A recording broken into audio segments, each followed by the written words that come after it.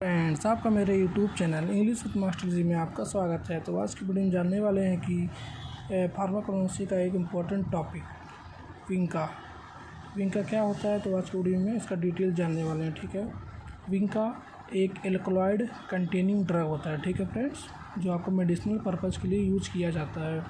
चलिए इसका जानते हैं साइनोनिम्स, इसको किस किस नाम से जाना जाता है। ठीक है, विंका को पहले तो विंका के नाम से जाना ही जाता है, दूसरा विंका रोसिया के नाम से जाना जाता है, पेरीविंकल के नाम से भी जाना जाता है। ठीक है, it is also known as vinca rosea and periwinkle also.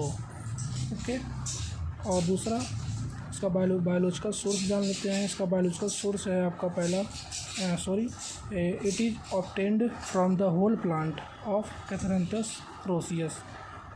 Vinka rosea को कैथरैंथस प्लांट के किसी भी पार्ट से हम ऑब्टेन कर सकते हैं। ठीक है, जैसे स्टेम से भी कर सकते हैं, रूट से भी कर सकते हैं। ठीक है फ्रेंड, और इसका जो फैमिली होता है, इसका जो फैमिली है एपोसाइनेसी फैमिली होता है। क्या होता है? एपोसाइनेसी फैमिली होता है। ठीक है फ्रेंड्स, तो इसका जियोग्राफिकल सोर्स जानते हैं, मतलब ये कहाँ कहाँ पे पाया जाता है। ये पाया जाता है इंडिया में, अफ्रीका में, साउथ अफ्रीका में, दो बार लिख दिया, और तीसरा यूएसए में। ठीक है फ्रेंड्स, और भी जगह पाया जाता है। ठीक है, कनाडा में भी पाया जाता है। ठीक है फ्रेंड्स, एटसेट्रा। ओके, चलिए इसका जानते हैं अगला केमिकल कॉन्स्टिट्यूएंट।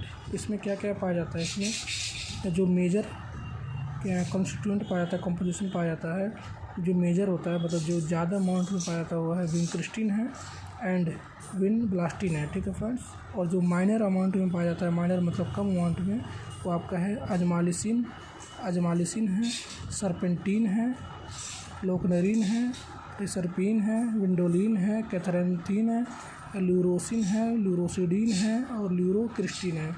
ये सारे आपका माइनर अमाउंट में पाए जाते हैं विंका में केमिकल कॉन्स्टिट्यूएंट। ठीक है, आप इसमें से एक दो बस याद कर लीजिए, एक दो बस, ये तो आपको याद करना है ये दोनों को, और इसमें से एक दो या एक दो आप याद कर लीजिए। ठीक है सर, और नोट करने वाली बात ये है कि ये जितने भी आपके केमिकल कॉन्स्टिट्यूएंट हैं, इन सभी के स्ट्रक्चर में एक मेन कंपोनेंट पाया जाता है, इंडोल, डाइमरिक इंडोल।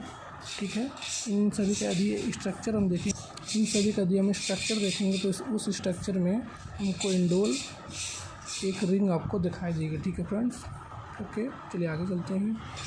अभी सबका हमने डिटेल पढ़ लिया, अभी आगे बढ़ने वाले हैं यूजेस क्या है इसका। तो इसका यूजेस क्या है देख लीजिए।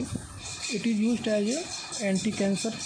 ठीक है, इसको कैंसर के इलाज में ठीक किया जाता है। ठीक है, और एंटी कैंसर को और नाम से भी जानते हैं, एंटी न्यूप्लास्टिक एजेंट। ठीक है, दूसरा यूज है it is used as a gargle, मतलब इसे माउथ वॉश में यूज़ किया जाता है। ठीक है फ्रेंड्स, तीसरा है आपका, तीसरा है कि चौथा और पाँचवा होगा, it is also used as a laxative for children and purgative, मतलब ये आपका लैक्सेटिव एंड परगेटिव बोथ में यूज़ किया जाता है, बट लैक्सेटिव चिल्ड्रन के लिए ज़्यादातर यूज़ किया जाता है। ठीक है, और चौथा है आपका it is used as anti diabetic agent, मतलब इसको डायबिटीज़ में यूज़ किया जाता है। ठीक है, उसको एंटी डायबिटिक एजेंट को दूसरे नाम से भी जानते हैं क्या? Oral hypoglycaemic. ठीक है, चौथा it is used as a diuretic agent, antinephrin diuretic.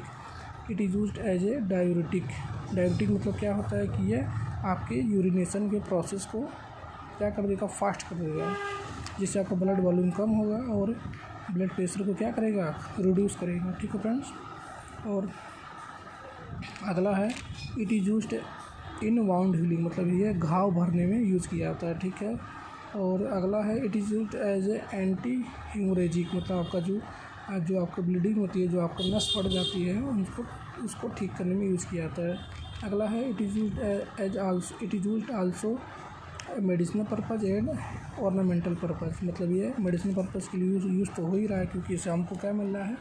यहाँ पे विनक्रिस्टिन, विनब्लास्टिन मिल रहा है, जो एंटी कैंसर के रूप में यूज़ किए जाते हैं। ठीक है, और इसको ऑर्नामेंटल पर्पज़ के लिए भी यूज़ किया जाता है, मतलब ऑर्नामेंटल मतलब क्या? सजावटी, मतलब इसको सजाने में यूज़ किया जाता है। ठीक है, और एक और नोट करने वाली बात है कि और इसको हॉजकिन डिसीज़ को ठीक करने में किया जाता है। हॉजकिन डिसीज़ एक ऐसा डिसीज़ होता है जिसमें आपका ट्यूमर बनते हैं, ठीक है फ्रेंड्स। उसके इलाज में आप विंका का प्रयोग करते हैं। विंका का मेन कंपोनेंट आपका विनब्लास्टिन ज़्यादा रिस्पॉन्सिबल होता है। विनब्लास्टिन आपका ज़्यादा रिस्पॉन्सिबल होता है हॉजकिन डिसीज़ को ठीक करने के लिए, ठीक है फ्रेंड्स।